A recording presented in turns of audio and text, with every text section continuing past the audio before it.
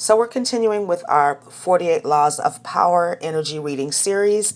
The 48 Laws of Power is a book written by Robert Greene, and this is law number 11, learn to keep people dependent on you.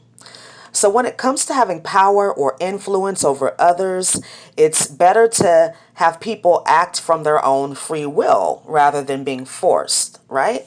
Now, this is something that a master manipulator knows, and they know how to do, to make people do, because it absolves them of any accountability if you're willing to do what they want you to do, okay? And them could be a person, an institution. This could even be a thought form, right? An entity, right? Anything that has more influence over you, more power over you than you do yourself. This law is also connected to the next law, which is number 11, using selective honesty and generosity to disarm your victim.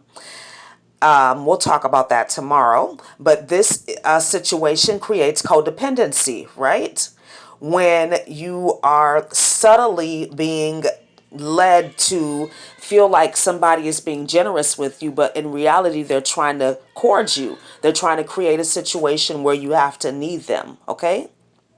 Now, we all have things in our lives that we need, that we say we can't live without, or people that we say we can't live without, right?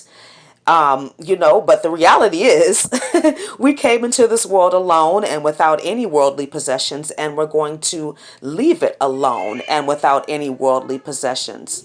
But we've been conditioned to believe that we can't live without these things or people because it's a part of our 3D reality, right? We need things, we need people in order to function here on this planet Earth. So we're all dependent on someone or something, okay? I can't do everything, you can't do everything. And I mean, I'm personally somebody that hires professionals, okay? If I need something fixed or repaired that's outside of my scope of expertise, which is yoga, fitness, Pilates, veganism, minimalist living, being a mom to an autistic child, anything outside of that scope, I'm going to hire a professional, okay? But, this also connects to addictions, right? We all have addictions.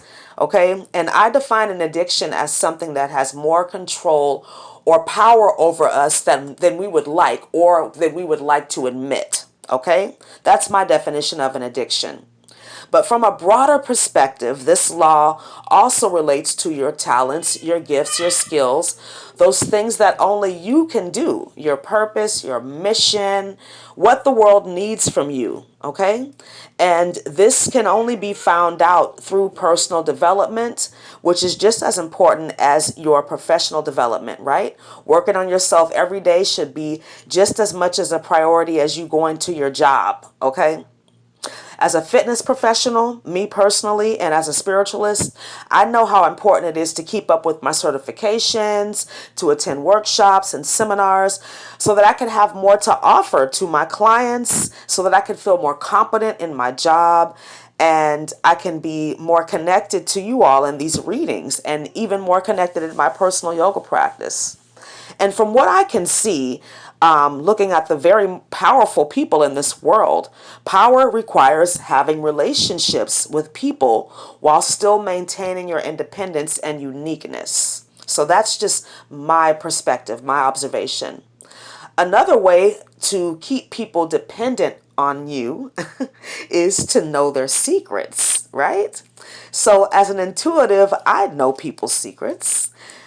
And I don't tell them or call people on it unless I'm guided or led to, okay? But this is another way that you can have power over somebody, and how people keep power over others is that they know things about them. So the best way to remedy that is to live your life authentically. And I'm somebody too that's not going to clear up any rumors. I don't give a fuck what you think about me. As long as you care what other people think, you'll always be their prisoner, right? That's a quote from Lao Tzu. So I hope this video was helpful for you. Thank you so much for listening and watching. Have a wonderful day. Namaste.